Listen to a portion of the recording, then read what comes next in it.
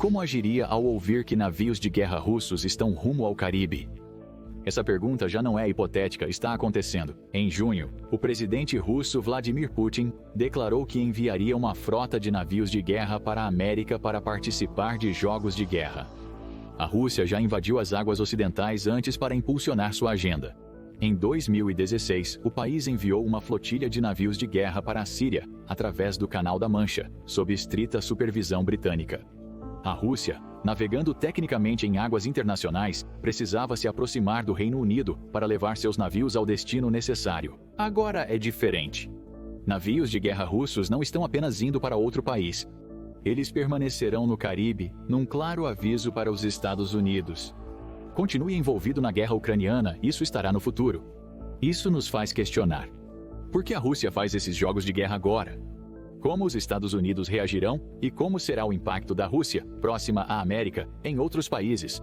Primeiro vamos responder como serão os jogos de guerra do Caribe da Rússia. As demais perguntas abordaremos mais tarde neste vídeo. A Eurasian Times, em um relatório de 6 de junho, discutiu sobre um alto funcionário dos Estados Unidos, ampliando nossa visão com declarações oficiais sobre próximos jogos de guerra feitas ontem. Segundo um oficial, a Rússia pretende enviar diversos navios de guerra, possivelmente um submarino nuclear, ao Caribe para realizar os jogos. Esses navios podem vir com suporte aéreo, mas ainda não está confirmado. Os jogos, aparentemente, incluirão chamadas portuárias em Cuba e Venezuela, um detalhe relevante por razões a serem explicadas posteriormente. A Rússia também se prepara lentamente para os jogos de guerra com os Estados Unidos. Como parte dos exercícios militares regulares da Rússia, preveemos que neste verão haverá intensas atividades navais e aéreas russas perto dos Estados Unidos. Essas ações culminarão em um exercício naval russo global neste outono. A palavra global sugere a amplitude dos jogos de guerra de Putin, mas o oficial se negou a comentar mais. A Rússia não comunicou oficialmente aos Estados Unidos sobre o plano de enviar navios de guerra ao Caribe. A medida surge no contexto de tensões crescentes entre as duas nações, intensificadas pelo apoio da América à Ucrânia. O oficial americano afirma que os jogos de guerra são a Rússia, mostrando sua capacidade de projeção de poder global. O Ministério das Relações Exteriores de Cuba sabe o que a Rússia está enviando. Os Estados Unidos, monitorando os movimentos navais da Rússia para prever futuros exercícios, sugeriram que alguns navios de guerra e de apoio estariam a caminho. Um submarino nuclear pode seguir esses navios de guerra, mencionou-se também operações de treinamento aéreo. Ainda não se sabe se as operações envolverão aviões russos ou se eles atuarão com aliados usando seus aviões. A Columbia Broadcasting System News sugere que os exercícios podem incluir bombardeiros russos de longo alcance, segundo os Estados Unidos. A Marinha dos Estados Unidos não se posicionou. Cuba confirmou que 4 navios russos participarão dos exercícios. Incluem a fragata Almirante Gorshkov e o submarino nuclear Kazan. O petroleiro Pachin é menos ameaçador. É o rebocador de salvamento Nikolai Shaiker. O uso do Almirante Gorshkov nestes testes é notável. O primeiro da nova linha de fragatas da classe Gorshkov da Rússia, o navio foi comissionado em 2018 e projetado pela Severnaya Verve. A rede ODIN afirma que esta classe aspira a ser um pilar da futura frota russa, destacando sua capacidade multiuso para realizar ataques de longo alcance, missões de escolta, eliminar submarinos e outros papéis normalmente não desempenhados por fragatas. A Rússia está enviando sua fragata mais nova e melhor para seus jogos de guerra, não qualquer navio velho. É válido ressaltar que esses exercícios serão em águas internacionais. Isso talvez explique por que a Rússia não notificou oficialmente os Estados Unidos sobre eles. Ela não precisa. Não há exercícios ocorrendo nas águas americanas. No entanto, é frequentemente normal para uma nação que está considerando um exercício tão perto de outra, pelo menos informá-la que está acontecendo. Ao menos para evitar erros de cálculo que poderiam resultar em ataque aos navios de treinamento. O que está claro é que a Rússia está chegando. A próxima pergunta é simples: como os Estados Unidos pretendem responder à aproximação dos navios de guerra de Putin? A resposta, curiosamente, é que não haverá uma resposta. O oficial dos Estados Unidos que expôs as intenções russas ressaltou que isso é uma atividade naval comum. Ele diz que os Estados Unidos não estão preocupados com os navios de guerra russos que chegam, já que não são ameaça direta aos Estados Unidos. Eles ficarão estacionados temporariamente no Caribe antes de retornar a Moscou após o verão. Há implicações indiretas nesses comentários.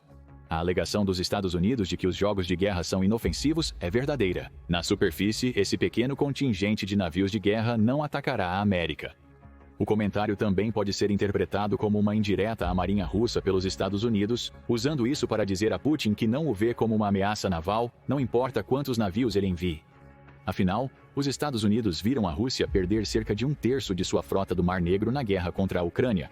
Para um país com uma marinha mal funcional, se a Rússia não ameaça a Ucrânia com seus navios, como os Estados Unidos sugerem, então não é suficiente para preocupar a marinha americana. Comentários irônicos de oficiais dos Estados Unidos discutiram o custo do deslocamento. Ele notou que operações como essa geram despesas.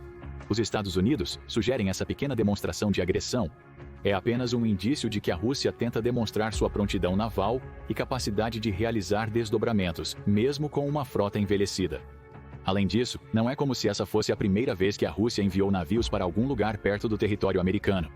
A passagem pelo Canal da Mancha citada anteriormente é um exemplo, mesmo não sendo território americano.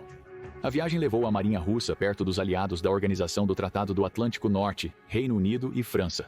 Pelo artigo 5 da Carta da Organização do Tratado do Atlântico Norte, a América seria obrigada a apoiar se algum deles fosse atacado diretamente por navios russos. O Eurasian Times indica que a Rússia realizou exercícios navais para simular a proteção do seu território ártico, preparando-se para a guerra na Ucrânia. Isso colocou vários navios de Moscou perto do Alasca, além de outro aliado americano no Canadá. Na verdade, 2022 presenciou a Rússia conduzindo diversos exercícios militares, incluindo um no Mar Mediterrâneo, aproximando-se dos aliados americanos, um jogo de guerra conjunto com a Venezuela semelhante ao planejado para o verão e treinamentos navais na costa da Sibéria, próximo ao Alasca. O fato é que nada disso é novidade para os Estados Unidos. Além disso, não é como se os Estados Unidos achassem estranho conduzir exercícios navais perto de potenciais inimigos. Um desses está até chegando, Baltic Operations 24, que estava agendado para junho deste ano. Este treinamento militar incluirá os Estados Unidos, 19 aliados da Organização do Tratado do Atlântico Norte, com 50 navios, 85 aeronaves e aproximadamente 9.000 pessoas, realizarão um exercício no Mar Báltico, próximo à Rússia, para demonstrar a coordenação das forças da Organização do Tratado do Atlântico Norte. Pode-se argumentar que os jogos de guerra russos no Caribe são uma retaliação aos Estados Unidos, possivelmente a razão pela qual os oficiais americanos não estão tão alarmados. No entanto, ainda rastreará tudo o que acontece durante o tempo da Rússia na Porta da América, porque vai querer saber se os jogos de guerra oferecem alguma pista de como a Rússia pode abordar uma futura operação naval no Caribe. A Rússia enviando navios para águas próximas aos Estados Unidos não é novidade, mas uma questão permanece sem resposta. Por que agora? Com a Rússia profundamente envolvida na guerra da Ucrânia, que já resultou na perda de uma parte considerável de sua marinha, por que destina recursos para jogos de guerra no Caribe? Deve-se em parte à projeção de poder dos Estados Unidos. Um oficial discutiu ao revelar que ocorreriam jogos de guerra. Desde o início da guerra na Ucrânia, Putin viu vários países ocidentais enviarem dinheiro e equipamentos para o país que tenta conquistar. Os Estados Unidos têm liderado aqui. Conforme o Conselho de Relações Exteriores, a Ucrânia é a maior beneficiária da ajuda externa dos Estados Unidos desde o começo da guerra de Putin. O Conselho de Relações Exteriores nota que o Congresso dos Estados Unidos aprovou 5 leis desde o começo da guerra, totalizando 175 bilhões de dólares em ajuda externa. Nem todo o dinheiro foi para a Ucrânia diretamente. Aproximadamente 107 bilhões de dólares foram usados para auxiliar o governo do país, enquanto os restantes 68 bilhões de dólares foram destinados ao financiamento de atividades americanas ligadas à guerra e ao suporte a países afetados negativamente pela invasão de Putin. De fato, dos 107 bilhões de dólares enviados diretamente para a Ucrânia, somente 69,8 bilhões de dólares foram em armas e equipamentos militares. Os outros 34,2 bilhões de dólares fornecem o que o Conselho de Relações Exteriores denomina suporte orçamentário à Ucrânia, provavelmente auxiliando na gestão governamental do país. Quase 3 bilhões de dólares foram investidos em ajuda humanitária. Toda essa assistência poderia fazer Putin se sentir injustiçado. A decisão da América de enviar mais 60 bilhões de dólares em ajuda em abril de 2024 pode ter sido suficiente para convencê-lo a realizar seus jogos de guerra. E representou um aumento no volume puro do apoio do país. Mas Putin está projetando seu poder por outro motivo. Os Estados Unidos autorizaram a Ucrânia a usar as armas fornecidas em território russo. Na maior parte da guerra, os Estados Unidos forneceram equipamento militar à Ucrânia com a condição de usar apenas armas americanas para a defesa. Significa não atacar posições russas em território russo. Qualquer uso deve ser limitado à Ucrânia, defendendo fortificações ou atacando as forças russas. Isso mudou. Em 31 de maio de 2024, a Columbia Broadcasting System News reportou que o presidente Joe Biden revogou a proibição da Ucrânia de usar armas americanas na fronteira com a Rússia. A ação segue o exemplo de vários países da Organização do Tratado do Atlântico Norte, incluindo a Grã-Bretanha. Essa notícia atingiu Putin duramente. Antes do anúncio de maio, ele podia atacar a Ucrânia sem temer retaliação em seu solo. A Ucrânia agora pode usar armas para atacar a Rússia. Mas existem algumas ressalvas. A América não tem aprovação total. Oficiais da Columbia Broadcasting System News sugerem que armas americanas podem ser empregadas em Kharkiv, a apenas 19 milhas ao sul da fronteira Ucrânia-Rússia. Especificamente, a Ucrânia poderá usar suas armas para atacar tropas e artilharia russas, reunindo-se na fronteira para evitar entradas em Kharkiv. Questionado sobre o uso se estender a aeronaves russas, um oficial respondeu que nunca disseram que eles não podem abater um avião russo em solo russo que está vindo atacá-los. Essas são palavras inteligentes. Eles permitem que os Estados Unidos classifiquem o uso de armas americanas pela Ucrânia como autodefesa, mudando para ataques preventivos, não reativos. A América deixa claro que, se a Rússia não planejasse ataques, isso não ocorreria. Putin provavelmente crê que a permissão americana de usar armas em solo russo é só o início.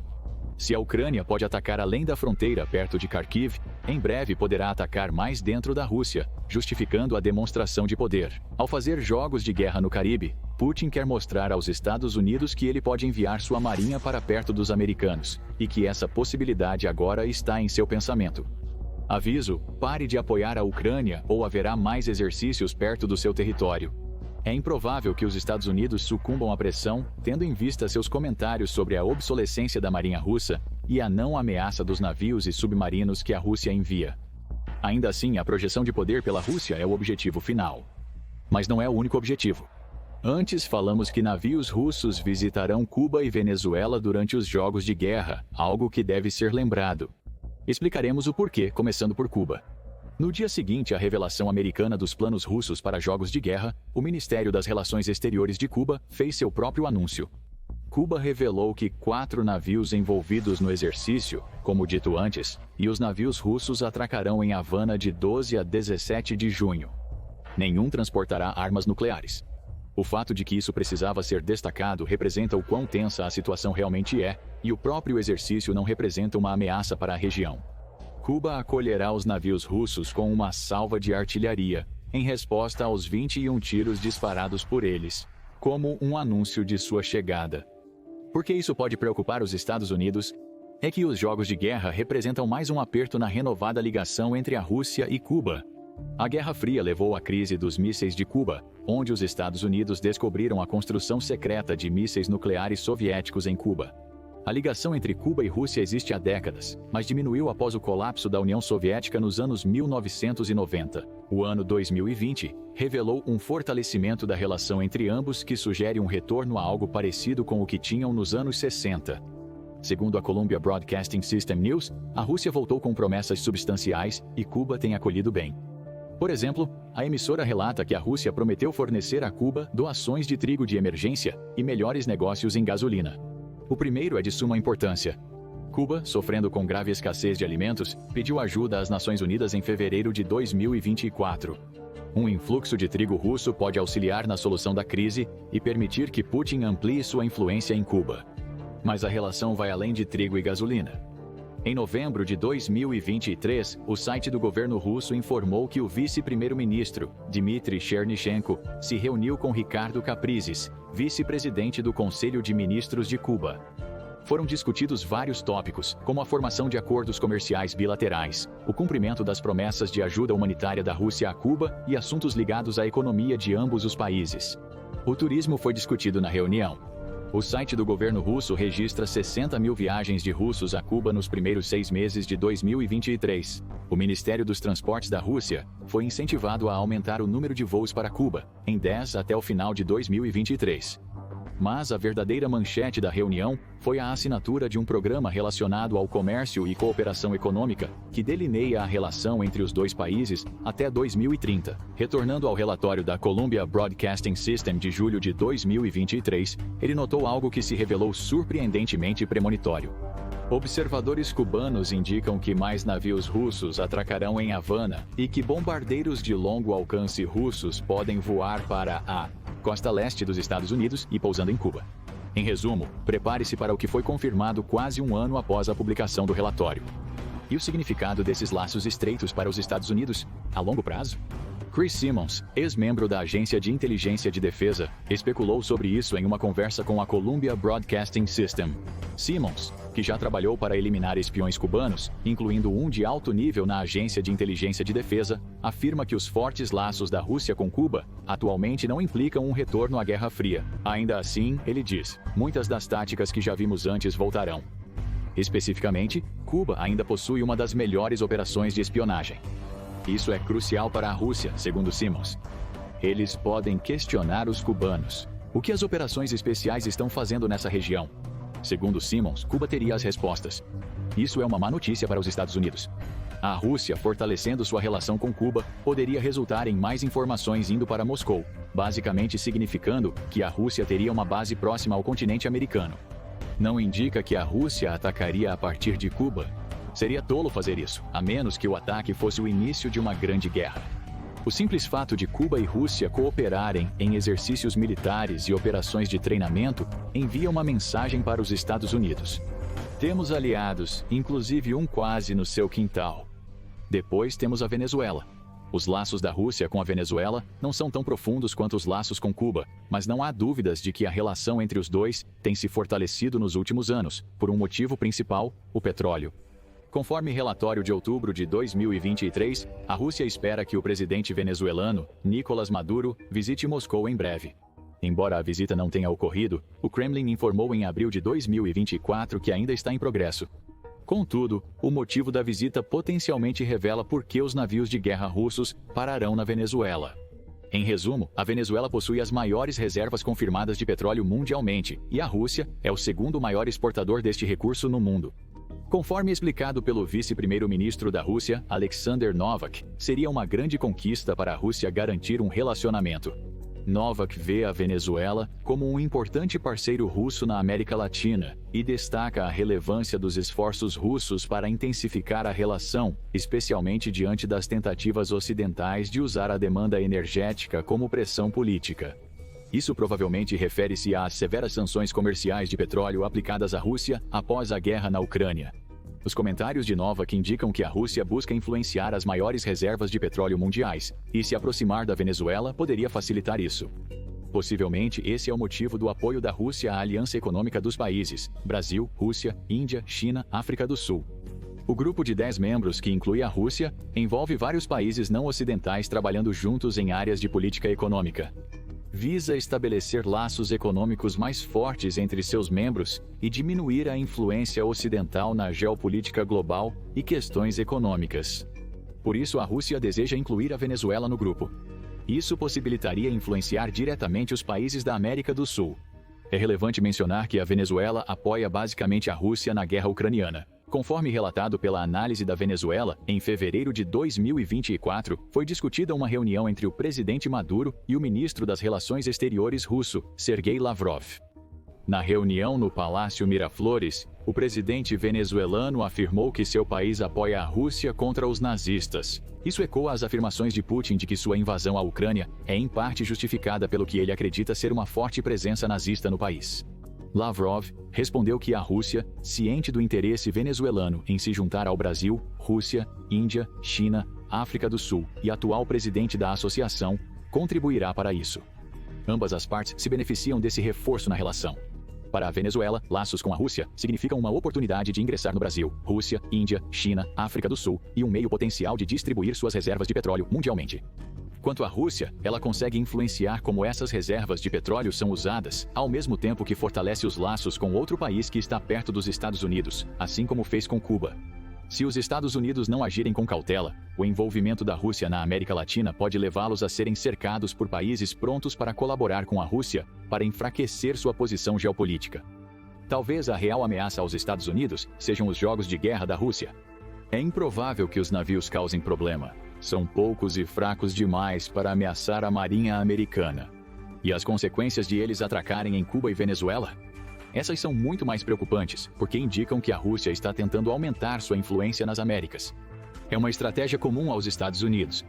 Tem 750 bases militares em 80 países, todas para fortalecer relações e beneficiar a percepção dos Estados Unidos em locais inacessíveis de outra forma. Os jogos de guerra de verão da Rússia podem demonstrar força, mas também indicam que Moscou pode buscar construir relacionamentos similares com nações ainda não dominadas pela América. Isso nos traz mais algumas perguntas. O que você acha dos exercícios de jogos de guerra de verão da Rússia? Os Estados Unidos devem vê-los como uma ameaça, ou suas alegações de despreocupação mascaram a verdade de que estarão atentos aos jogos e ao pós-evento? Conte pra gente o que você acha nos comentários. Confira. A aliança China, Rússia, Coreia do Norte e Irã poderia destruir a Organização do Tratado do Atlântico Norte.